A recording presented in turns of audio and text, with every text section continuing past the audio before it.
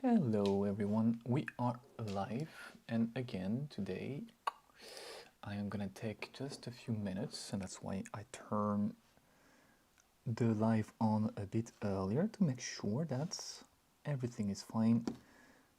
If I look at my phone and I'm gonna be watching it closely during the live to make sure that everything is going smoothly, to make sure that what happened a few times during the challenge, which was YouTube kicking us out, doesn't happen. And in which case, we will find a plan B, most likely on Facebook. So again, I can see how there's always a delay between the moment at which I begin and the moment at which it starts. But now I have the video here, so we should be all set. Okay, welcome to your first Q&A. Just like we're doing in the live, but I'm not going to assume in the challenge, sorry. I'm not going to assume that you have done the challenge because some of you haven't. So there's a few, I'm going to be using this view mainly so that you can see what I see in my screen. I'm going to go through some of the videos you have been posting. I'm going to go over how to use your program, your Mastermind one more time, how the Mastermind is embedded within this website, which is also an app, which is called the Flowwork Academy, where you can find your course, where you can find the actual workouts. And I'm gonna change slightly, but for the better, the way we're gonna communicate with each other, the way you can ask questions.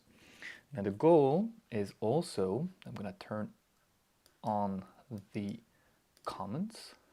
Hi Tom. The goal is also for you to be able to ask questions as I go over the content, but also all the questions you may have had during this week. We won't always use that format of me talking like this. When relevant, I have prepared some Zoom interactions so that we can actually see each other. And the good news is that starting from next week, I'll be able to do these lives from the studio I work in, which like finally we're getting out of confinement, out of the lockdown, and then, which means I will be able to show you stuff as well. So it's going to be even more convenient than here, me having to, push the stuff which is not mine behind and all. Hello Venus, hello Athena, you are very welcome. This live, I'm gonna make sure that it doesn't go over 1 hour, okay? So first, how to use this thing one more time and what we're gonna change, how we're gonna be using Google Photos to make everything easier. Rather than having to copy and paste your questions, we're gonna stay within Google Photos for all your videos because it happens to be super easy and it's also gonna make our lives easier when it comes to renaming. We won't have to rename anymore because we can comment directly. So all this to say, I want to make your life easier. Certainly not my first time doing a mastermind. I used to do them on Facebook groups, but I find them a bit limited and a bit confusing after a few weeks. And we have 12 weeks. Usually my group coaching, they only last for 6 weeks. So I didn't want us to get confused. However, this is my first time using this app, which is the best I have found on the market. But there's also a learning curve on my side, and I want to thank you for your patience because I know it takes time to get used to it, and it also takes time for me to understand a few things, including making the progressions for the kick-off variations visible. You weren't able to access them. Sorry for that. You should be now. So we are learning together. Hello, Colette. Welcome everyone. Again, any question, shoot them through the comments and I will be able to see them. So what I want to show you first is the basics, which are covered in the videos I've posted. When you access your course, you have the table of content. This is actually what you can see here. These are the 2 modules I've made visible just 10 minutes ago. And when you go on the topic tab, you will find one, which you all have read already, the first initial document of how we do this, how we're going to do this mastermind, our first week, and then 2 further sections. One where I'm trying to gather any kind of videos which only touch on how to use that software better and better. And the second being all the sessions week by week posted there without any other fluff. So that when it comes to us being on week 7 and you want to go back over something that we touched on week 2, you click there, you scroll, and boom, you have it. Session 1, session 2, session 3 is coming very soon. Okay, you will have all the sessions and you'll be able to go and access them very quickly this way. I'm also in the process of designing more stuff, because this whole mastermind is giving me ideas to again teach you better and better. So I will be posting all this as well and giving them to you. Right now we are finishing week 1, and so the week section is for us to strike conversations, for me to post tutorials and the programs. But as you will see, we can and we will. I'm going to obviously allow you to keep working this way, but I'm going to invite you more and more to use the common feature of Google Photos, because again, it proves to be easier. So, in a nutshell, this is the course. This topic thing is our mastermind. Okay? Now, once I have said that, let me show you what I meant with Google Photos. So where is that? Here. So you will also see what I see on my side of things, which is, I mean, these are not just you guys. There's also people who are on different programs, but here we can see some of the names of our group. And anytime you post something, this is what flashes, this is what appears on my screen, which is very convenient. I can actually see when you upload stuff. Better than that, when I click on things, look at this. You should see the same whenever I comment on your videos. You should have this little logo here that tells you that somebody commented on your videos, and that somebody is me. It tells me when you have answered me as well. So instead of having to, as I was suggesting before, which you can still do by the way, copy the link here and paste it within the feed of our website, you can actually just upload your video as you've been doing before, either through a computer or a smartphone, and then ask me something using the common thing, like the common feature here. Say something, ask me here. Better than that, instead of having to rename your videos, you can just tell me what they are about here. Because Google Photos already tells me when you have done that. It already tells me which week you are on. And obviously already tells me who you are. So the only thing you need to tell me now is what you're doing. And don't assume I know, because sometimes what you think you're doing and what you're actually doing are two different things. So you do need to still do that as much as possible, please. Even more so as we progress along in our program. So upload your video. If you have to ask me something, if you want to flag something and say, oh, I actually need to know something now so that I can fix it or be sure for my next session, use that comment here. Use the comment feature and I will see it and I will answer you as fast as I can. And also, if you can, just say, this is my chess to wall attempts. You asked me to time myself. I held it for 20 seconds, 3 times. The third set was horrible. And that's why I know what you've been feeling, what you've been doing. Why am I asking you as well to ask questions? Sometimes, and this week I've been doing so, I just, out of curiosity, connect in the morning and just have a look at your videos, and sometimes, without you asking for anything, I give you something. I comment on what I see. But I still need you to come to me. One, because you don't always need a check form. Sometimes you just know what you're doing and you need to keep doing it. It's not about me inventing a new drill every session. It's me always making sure that you're doing things right and that you keep doing them right until you achieve a certain standard. And I need us to start developing a critical thinking, as we were saying during the challenge. If you have taken the challenge, I need you to be able to self-analyze as well as analyze other people in their hands-on journey to progress. So it's not just about waiting for me to say, do that. I need you to start knowing what your one thing is, what the one thing you should work on is. Okay, so again, guys, as you use Google Photos, and so far everybody has been using them except two. Hello, Henrique.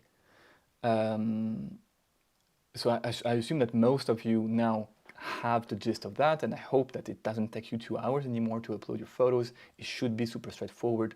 Google is known for being quite straightforward.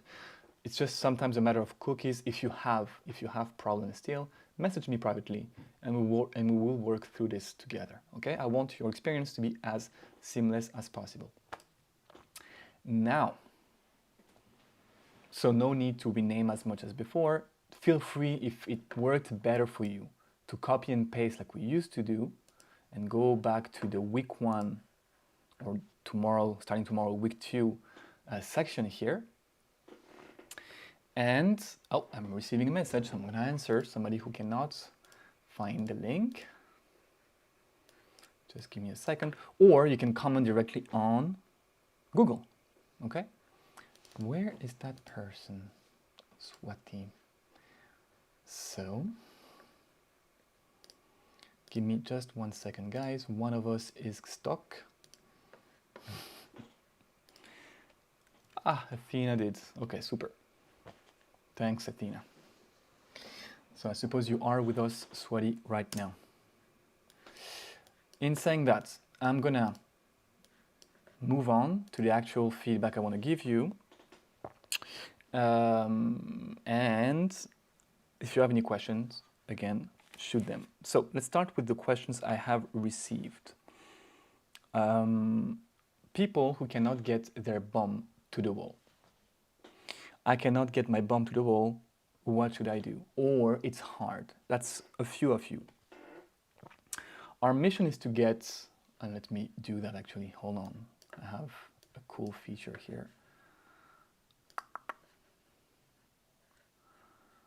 Where's my scenes? Is that it? Yeah, here I am. So, for the questions.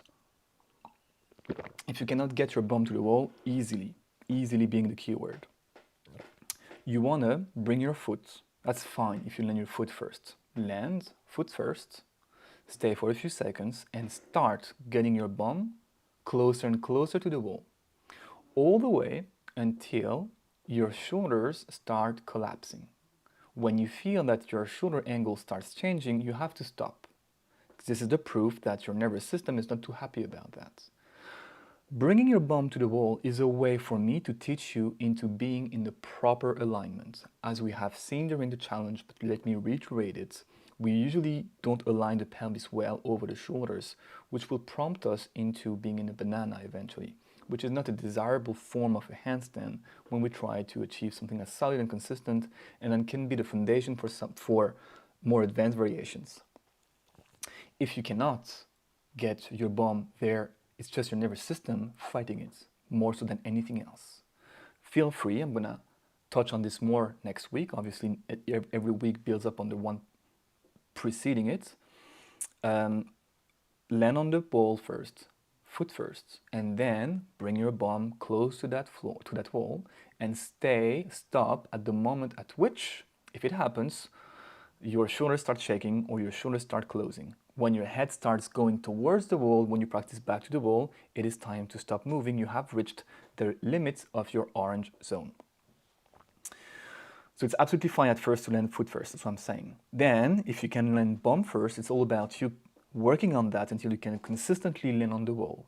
And once you can consistently land on the wall, as you have seen in the levels, the progression levels for any kick up, you want to land consistently and softly.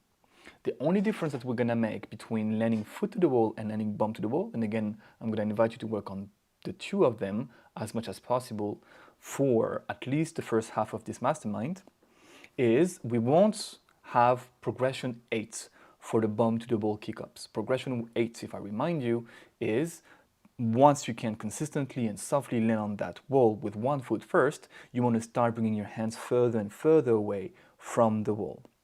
Not quite the case with your bum, because you don't want to be so arched that if I was to take the bum away, you would fall. So even when we are quite advanced, we are not trying to bring our hands too far out when we practice bump to the wall. So a follow-up question on that same topic, on the same vein, back to the wall. Should we be close or far? You should always start close to the wall. You should always start one hand away from the wall, as long as nothing but either your bum or your foot is touching the wall. So your head shouldn't touch the wall, your upper back shouldn't touch the wall, ever. When it's easy, then you may want to make your way further and further away from that wall, except from the bump to the wall variation, for which there will be a point after which you're going to feel that you fall against that wall consistently, even though you were making progress. That's a sign that you are going too far away. But for the Y shape, we are going to try to make our way further and further away. And if I have been commenting on your video and said, I want you to start bringing your hands further away, it's time for you to explore that. How do we do that? We just go 1 inch, inch by inch, for 1 week, at least 2 sessions. If it's comfortable, then we move 1 inch further away. Don't go from being 20 centimeters away from the wall to 1 meter away. It just doesn't make sense. You have to make things very progressive. Chest to the wall, how close should we be? We should be, it's usually easier in terms of fear to have our hands quite far and harder to bring them in.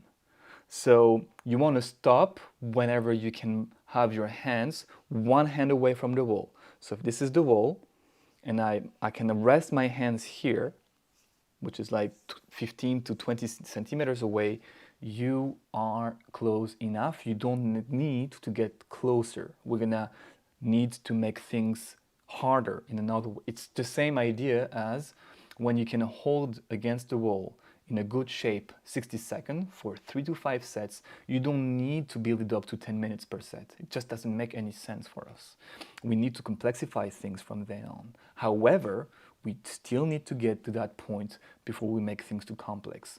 So at a given pivotal point, we will just change the nature of the drill. As long as you haven't reached that standard, we're gonna keep doing the same drill, only better and better, longer and longer. For some of you, I have been saying in your comments, keep doing what you're doing, but build endurance. Your shape is now good. Once we have the shape, we want to build endurance. In terms of strength requirements, which are not really strength requirements, it's more being used to being in that position.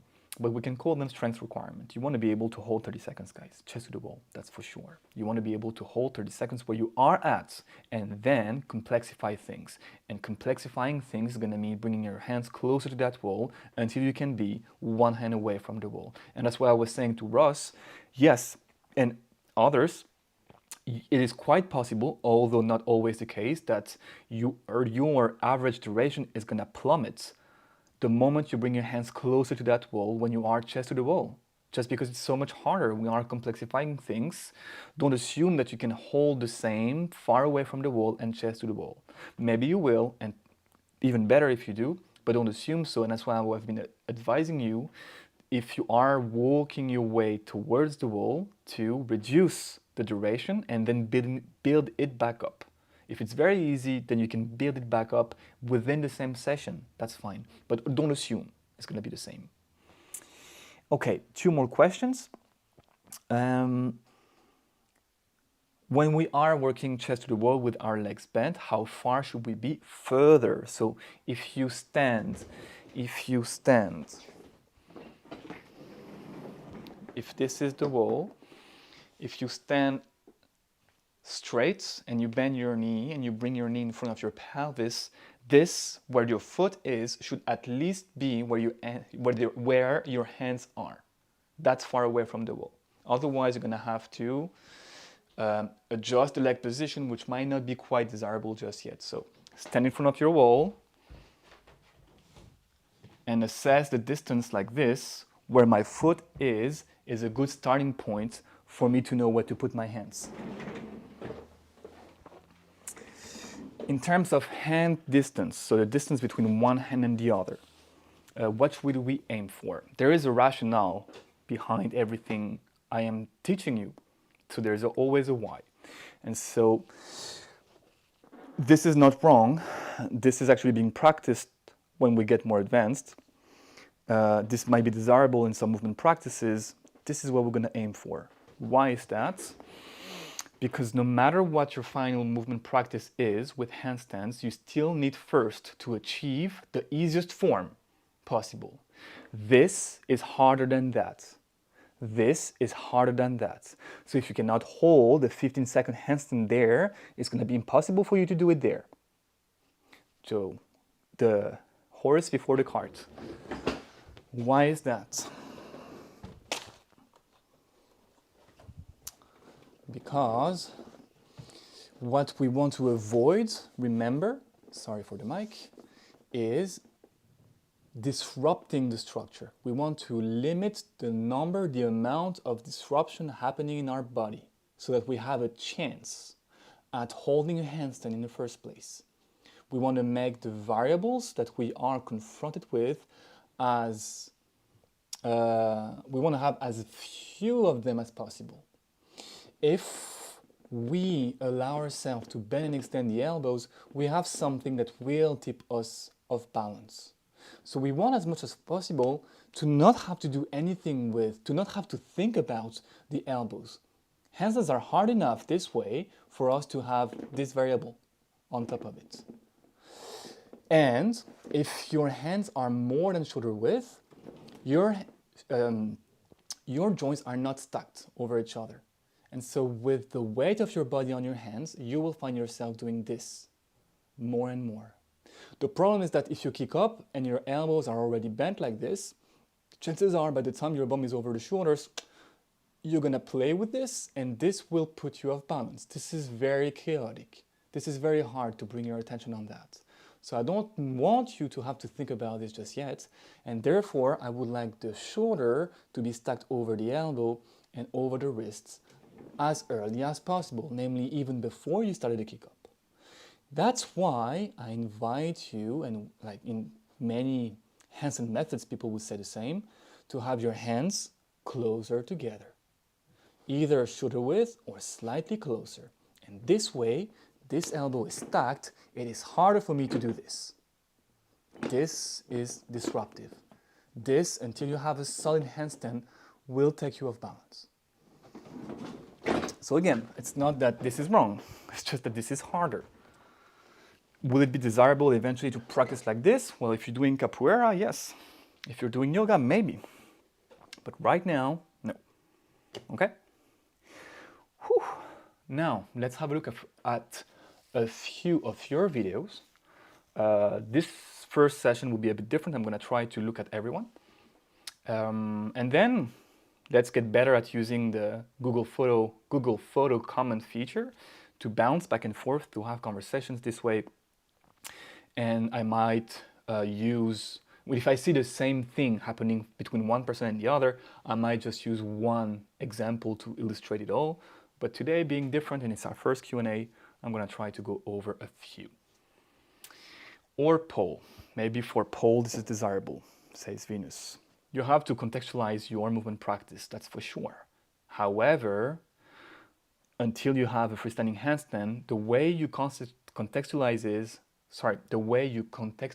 it should be made in such a way that it doesn't take away from your ability to hold a handstand in the first place.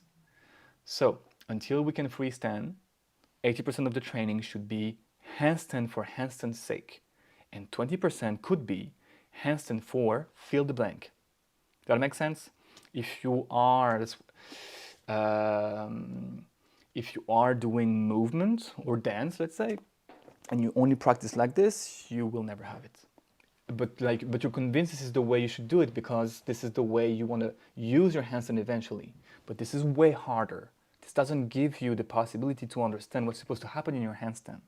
You need to practice within a specific framework to understand what we need to understand, and then make your life harder by changing on purpose certain variables. Now, back to our here. Ta-dam! So, a few things to show you. We're gonna go in my Google Photo. And the cool feature that this offers me is that I can bookmark. I can bookmark.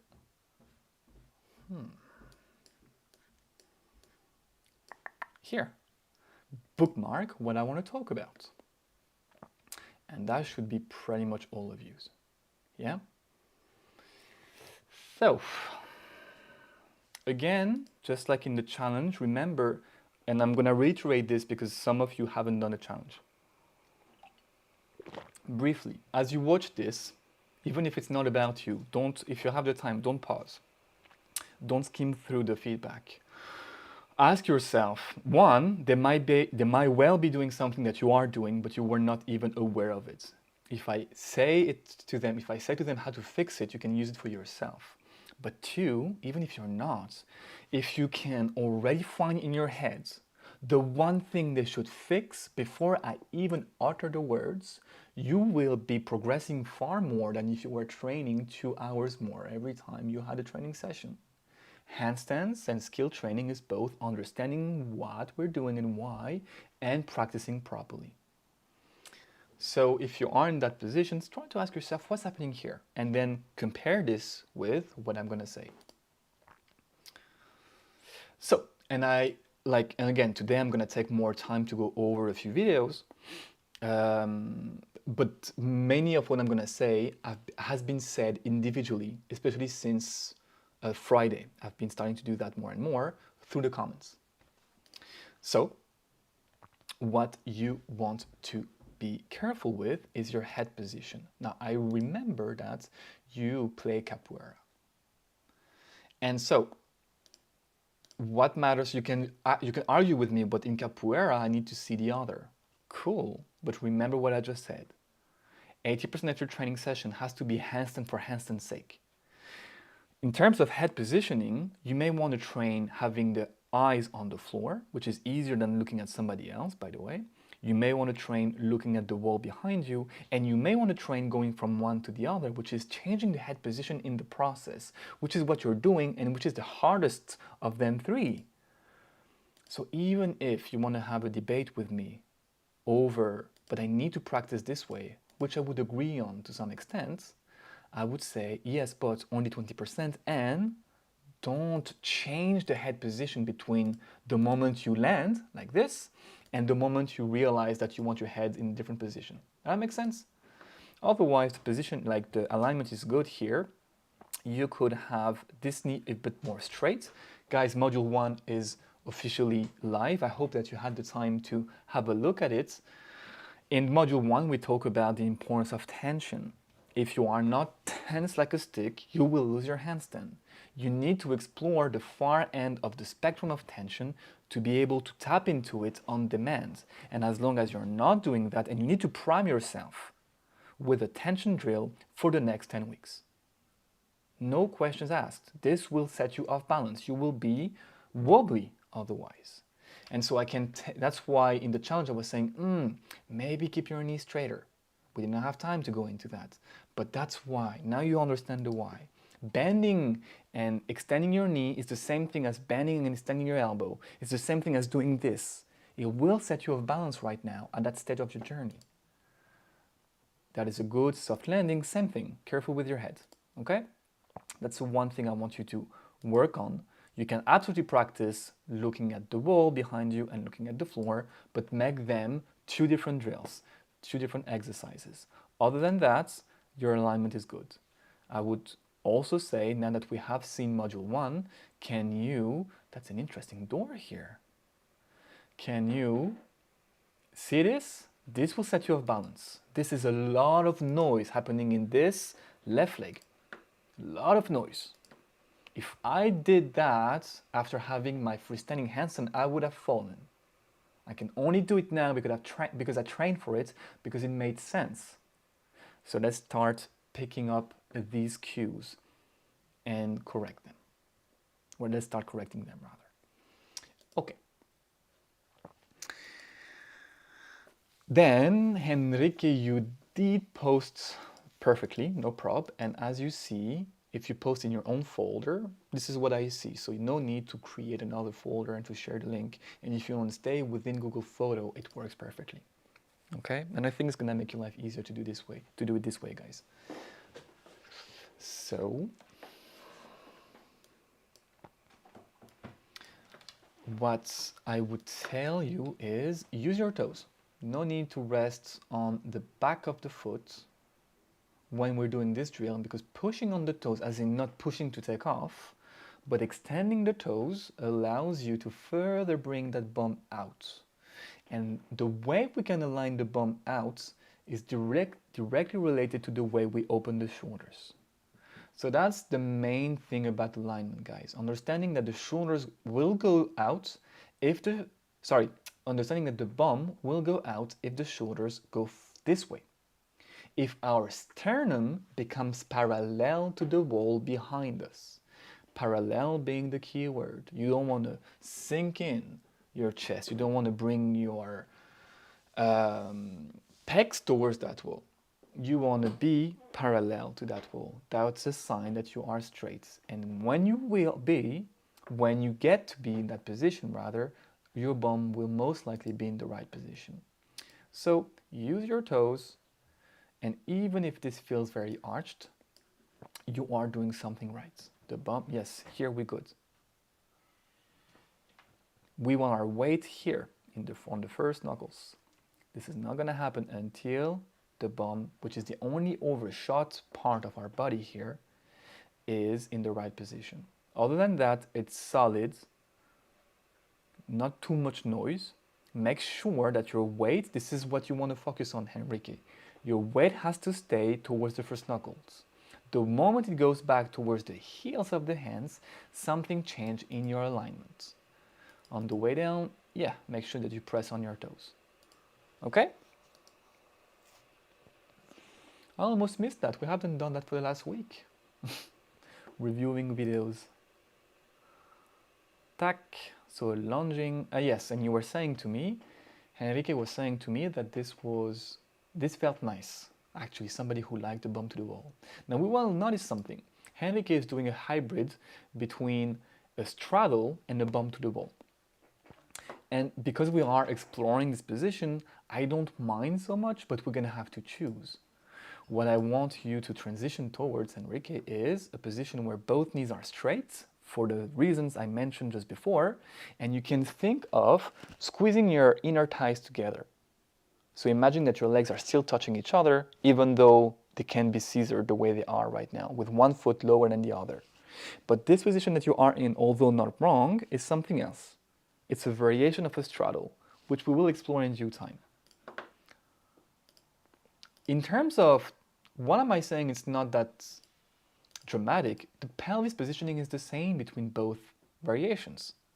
So it's just about you changing the shape of the legs.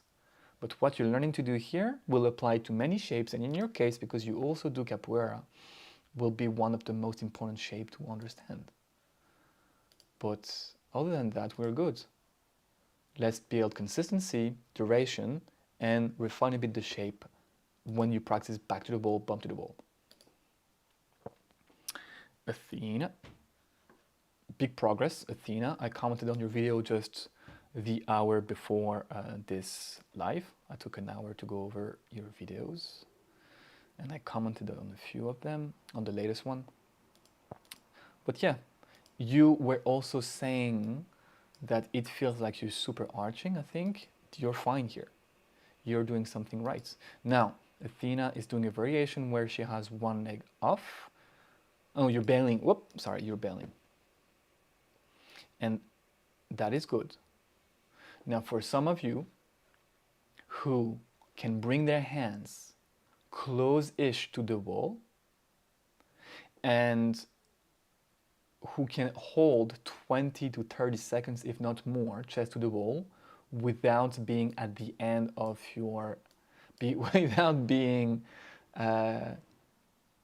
knackered and completely tired and exhausted, you are gonna start practicing this one, which is exact same alignment, bum over shoulders over hands, with one foot away from the wall. Again, This week, this is where I'm gonna draw the line between what we will call level 1 and level 2, what I would call beginner and improver, okay? Let me remind you that if I go to Cirque du Soleil, I'm not even a beginner, okay? And we will see, for those of you who will try that, but you can all try it, no problem. You will see that our pelvis is going to change. The way we position our pelvis is likely to change, and we don't want this to happen. So that's your bailing. But in terms of positioning, you are where I want you to be. This foot, I mean, if it's taking off just because you feel that you're about to take off, it's a good sign. I don't think you are chasing balance, so that's fine. And we can see that in terms of order, your leg precedes your hand. And that's the case of many of us. Our leg, when we practice the bailing, is still preceding our hand when our legs should be the second thing to react. I'm falling, oh, my hand moves, my body twists, and then your leg lands. Right now, you know you're falling, and so your hip is flexing for your foot to reach safety as quickly as possible. Fine, as long as you're aware. This is the next step, allowing us to, I was saying this to a few of you, have this foot off the wall, this left foot off the wall for 1 split second. This, right, the moment it took off, and then move the hand, rather than having the foot here and bailing already. Now this might feel like a big gap. I'm not saying that you should do that before next session. I'm saying, quite honestly, within next week, I think this is doable. Not putting you in the red zone, just saying I think this is still within your orange zone. To suspend that foot in the air for 1 split second before you do what you're doing right now, okay? But your alignment has changed, and I saw that you saw it, which is great. So everything I've been saying applies to you.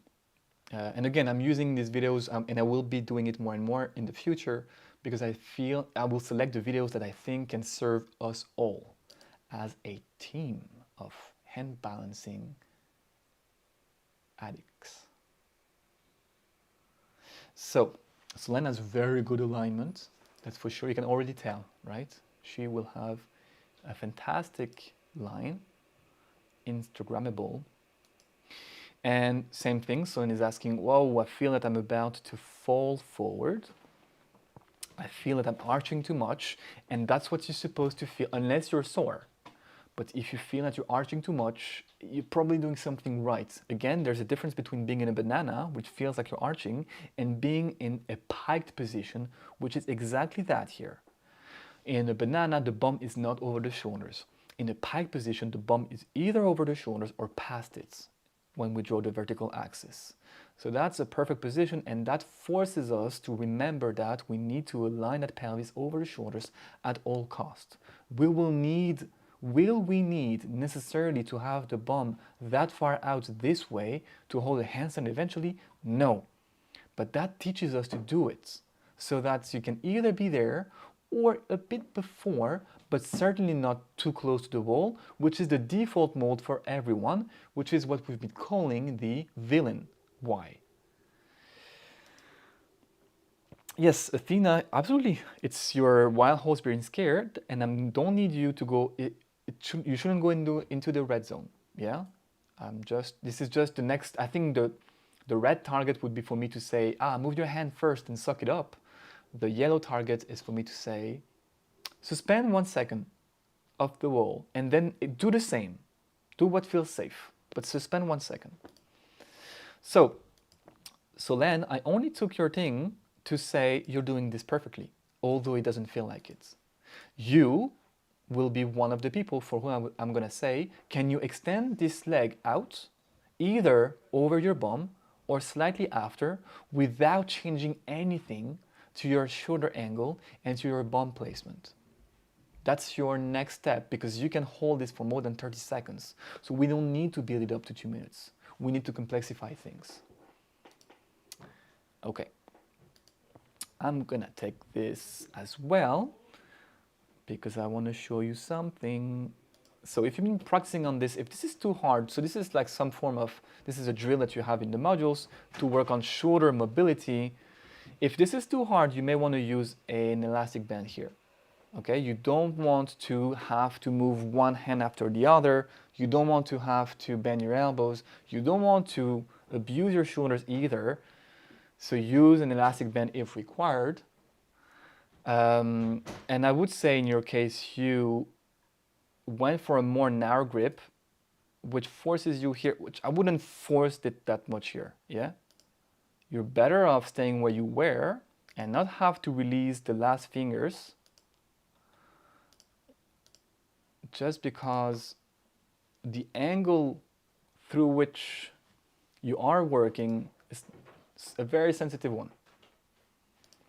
So guys, I would say for this one specifically, really take it easy. Don't go for more than 10 or 20 reps total and go easy. It shouldn't really feel that you're working around a clunky bit. You should feel week by week more and more ease in the process. This is still good, yeah? But I would like you to pretty much go wider, but not have to release the fingers here.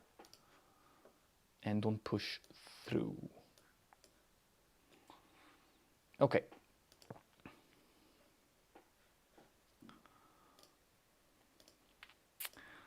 That's the same, I think. No, hands are closer, but same thing.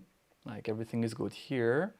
This, I hope you're not pushing on your toes. I don't think you are. You're just taking off because your alignment is good.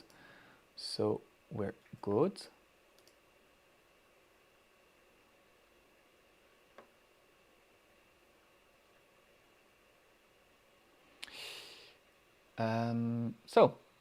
Well, we were talking about this in your comments, Colette, so you know what I'm referring to, but here we have a good example of the shoulders slightly closing and therefore the pelvis not being quite over the shoulders, being a bit too much this way, undershot, which means that the moment Colette loses her left leg here, the moment this left leg is not that overshot, she won't be able to save it as much as she would if the pelvis stayed over the shoulders. So that's why your mission is going to be to work in the ally shape. Now, when you work in the ally shape, you have to treat this the same way you would a bump to the wall kick up, which means your hands cannot be that far off away from the wall. So you're gonna practice both in your case, yeah? The normal Y shape and the bump to the wall / ally shape. Because your kick up is good and you have control and endurance, you want to bring your hands further and further away for the former, but you don't want to do that for the bump to the wall variation. Now, I hope I removed, yes, the audio. Oh, yes. So, something that I've seen, this is, I'm going to say that for everyone, it's tempting here to bring something to the wall, either your face or your chest. The only thing that should be on the wall is these, your toes. Yeah, this is your nervous system looking for safety here. And you can also tell that the weight is really on your heels, on the heels of the hands. When I want it, because you're shooting that bump out in the first knuckles. So I would say your one thing is to push a bit more on your toes here so that you can take off that body part of the ball and hold it there for 20 to 30 seconds. By doing so, the whole body should move overshot, which should allow you to have a better weight distribution towards the first knuckles. So be careful with that. And then you are one of, but that was a video from the beginning of the week, so I already sent you in the comments a few pointers, but I want you to practice hands on the floor already. Just because there is so much momentum here, it's just very hard to practice. Well, I want you to start feeling something else, and that's going to happen through a practice that involves hands already being on the floor. This kick up is still loaded with momentum. Okay? So that's your two things, chest to the ball and back to the ball. You're getting more comfortable in the pike position though, which is great. But keep this in mind. And that was the exploration, which is something else. Again, you are free to go for desserts, guys, but within the mastermind, you are aware that this is your dessert. I didn't ask for that. Okay? Feel free to do some, just to make sure that the ratio between rewards and not punishment, but effort is realistic. So the Dolores, perfect alignment here. I would say in your case, we are gonna start to bring the leading leg over the shoulder, over the bum, sorry. And therefore we should have one straight line between the foot, the bum, the shoulders, and the hands. Okay? Now your mission as well, because your alignment is good, is to bring your attention on your hands and make sure that they stay heavy from the beginning to the end, and to build endurance. And again, let me remind you guys that you all want to be building endurance there. I need you to be able, not next week, in terms of what's realistic, you want to build up maybe 5 seconds every week. If you do more, good, but don't be overly optimistic there. 5 seconds every week, at least to one of your sets is a good start. So if I can do 20, 20, 20 in my 3 sets, 25, 23, 20 would be great next week. Maybe 25, 20, 20 would be the only thing I can do. Okay? If it's still too much, then you even it out. You can be 25, 15, 20, or 23, 22, 24. But we want to make progress this way. And we all want to be reaching 30 seconds with a distance between our hands and the wall that is like 20 centimeters eventually, if we're not quite there yet. Okay? Ashley, so that's your picture. And I want to illustrate here what I was talking about in the very beginning of this video. Because the hands are wider than the shoulders, unless she has a restriction here in the shoulders, you are prone to bending them elbows, which, for the reasons I mentioned before, will make you lose balance. Bring your hands more narrow than you think you should, and you will see a change. And then, in terms of what you're doing chest to the wall, I would say bring your hands closer to that wall, because right there you feel tempted to have to push on your toes to take off, which you shouldn't. Because right now we're not working on taking off or balancing, we're working on aligning ourselves. And these, although interconnected, are two different things. So, not the same intention, not the same drill. Bring your hands closer to that wall and hold it with a perfect shape and a body as quiet as possible for 30 seconds, 3 times. And once we have that, we can work. But other than that, I mean, you will have a very good shape once you start doing this, okay? Don't ever push on the toes to find balance. That's another thing I could give you right there. Otherwise, this is likely to happen. Chaos. I have like 10 more minutes? Yeah, cool. Okay.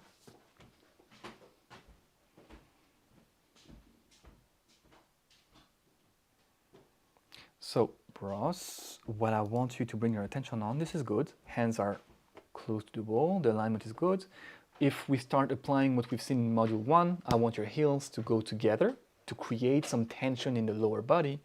And I want you to notice that as you open your shoulders, see that? That's what I call the downward dog temptation. Opening the shoulders is not quite the same thing as stretching them, pushing on the heels of the hands. And the problem with that is your weight goes in the heel of your hands, at the base of your hands. And we wanted the shoulders to stay over the first knuckles, if you remember what we said in the first week. So I need you to keep your shoulders over there, no matter what you're doing with your shoulders.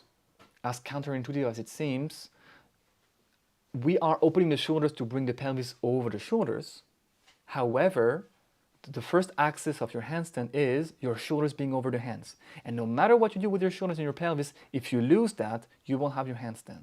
So the first building block is shoulders over hands, and then pelvis over shoulders.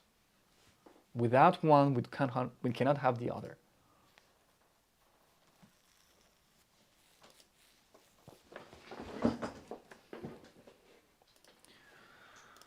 That's a kick up. Somebody told me that, Athena, I think you were saying, this is making you more comfortable. And I will invite everyone, I'm going to send you a tutorial to try it if you haven't already, especially if you're working with fear. A small cartwheel into a wall, if your wall is sturdy enough, is a way for us to gain body control. So I'm absolutely not against that. However, walking up and down is a good way to build strength as well. And here we have a very good alignment. Again, if I can bring our shoulders a bit more forward without closing them and squeeze your heels together, we will have what I would say is our next step, because everything is nice and tidy here. Also, your hands are quite close to the wall, so I wouldn't be too concerned with bringing them closer just yet. Build endurance there, and we will have something that we can work with.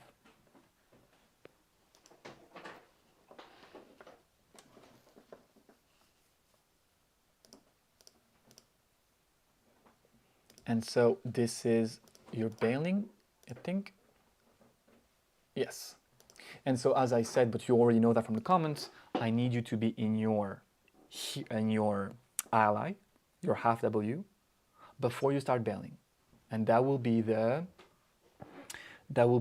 missing link between what you can do, chest to the wall, back to the wall, and bailing, where suddenly your alignment goes out of the window.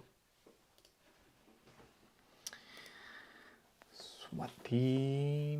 I hope I pronounce it right, Swati. Let me know if I don't. So, again, chest to the wall, hands are good. Make sure that nothing touches that wall except your toes. Your body right now is dancing in the position, and we want to make this quieter and quieter, even if it means flexing a bit more our ankles to be a bit further away from that wall. But every time our body goes towards the wall, it is a sign that we are looking for the safety net that it is, the comfort that it is providing us with.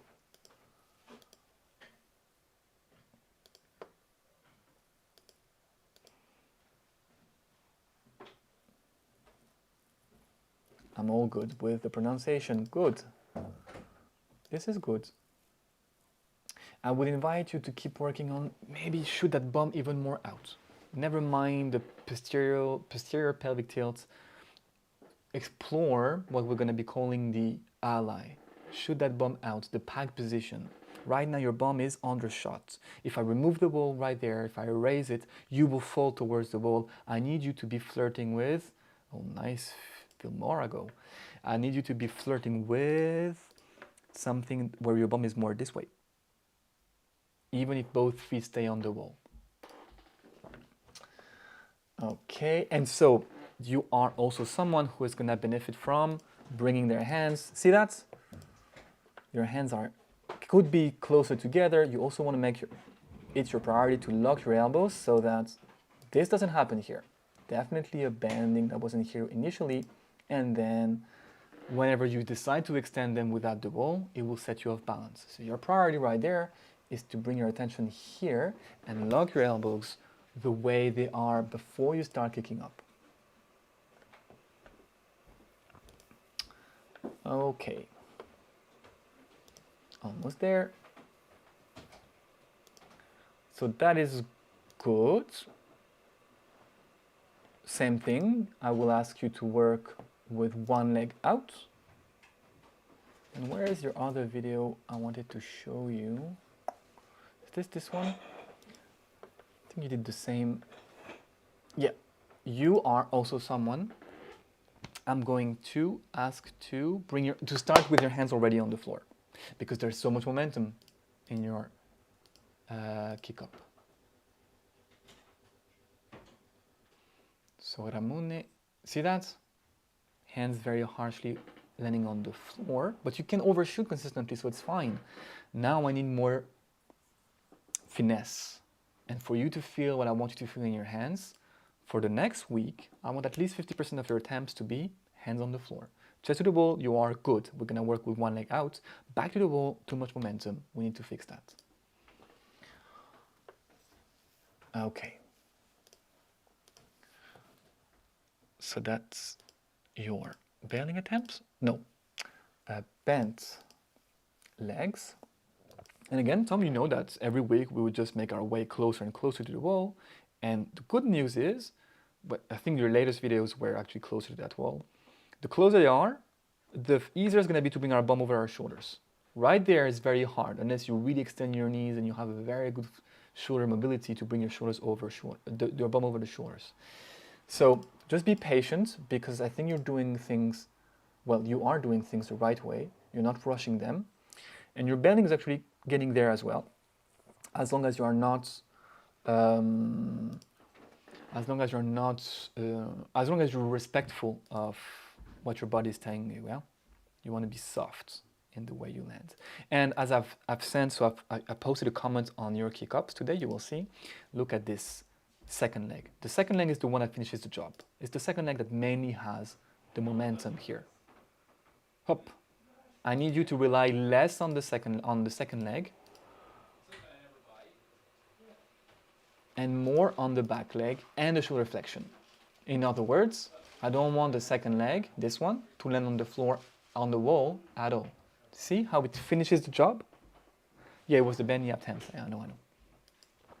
So you will see in my comments, I want all of you to make sure that the kick up is really, as we said in the kicking up anatomy tutorial, a mixture between swinging the back leg, pushing with the front leg, and opening the shoulders. And one of the three shouldn't take over the others. It should be a harmonious concert between these three tools. And the last one here.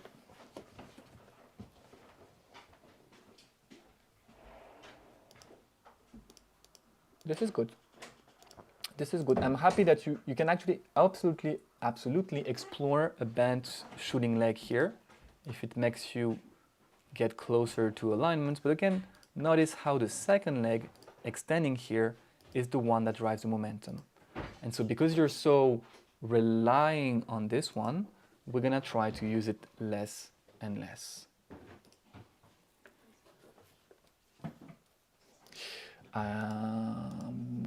In Shannon's case, everything was good. You look like you were asleep. I have a headache. So in your case, yeah, everything is good. Therefore, hands further and further away will be our intention. Again, work 1 inch at a time so that you can feel a floating moment before the first foot touches the wall. But everything else is fine. I was concerned with this elbow here bending maybe a bit. So maybe there will be value for you to work on this position as well, which is not exactly shoulder width. It's more narrow than shoulder width. I'm going to ask you to experiment with this next week and see if it makes things better.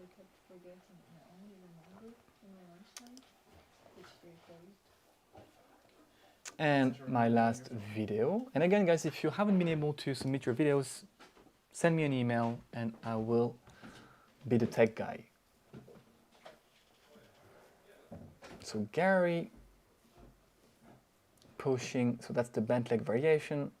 And we can see here how the shoulders want to collapse forward, but he's finding it hard.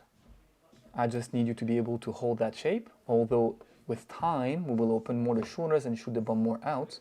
I need you to hold what you can here with a quieter body for at least 20 seconds.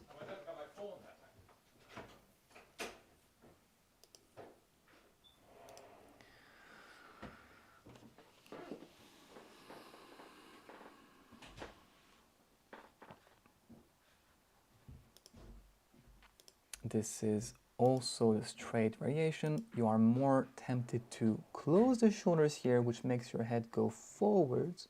You need to stop whenever that happens and bring that sternum towards the wall. So right now you are still mapping out the difference between your orange zone and your red zone. Now that you're finding the limit between the two, I need you to build endurance there. I need you to be able to breathe into it and know where your limit is. But other than that, it will pay off in terms of alignment. for the reasons we have. That was very early this week, right? Now I do assume that you are bending more, extending more your knees because you will want tension, because fixing your knee flexion or your knee angle once you have reached vertical will be too late. And also make sure, because right there, what you can achieve with your shoulders has nothing to do with what you were doing before. So I need us to start bridging the gap between back to the wall and chest to the wall.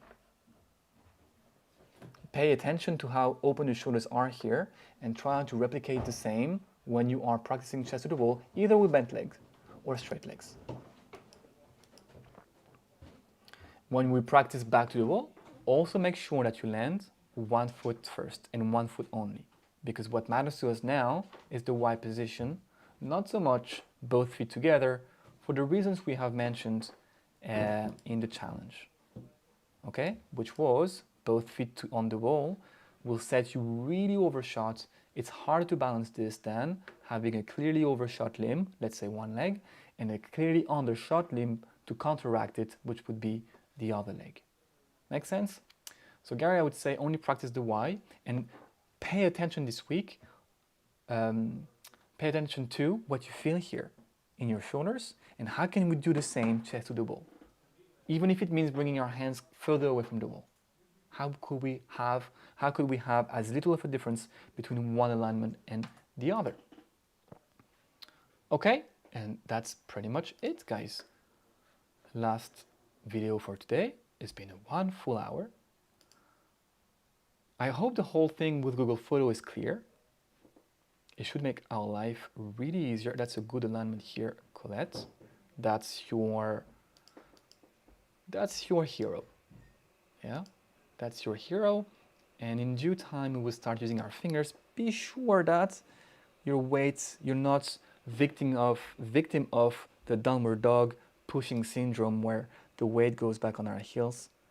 But it seems that you're still holding it, so it is fine. Yeah. Same thing in another way for you. I need you to have this chest to the wall when you're about to bail. So it's the whole virtuous circle we were talking about. Chest to the wall has to be almost the same as back to the wall, has to be as close as possible to freestanding. And then we start correcting whenever there is a difference. That makes sense, guys? Okay, I hope that was insightful.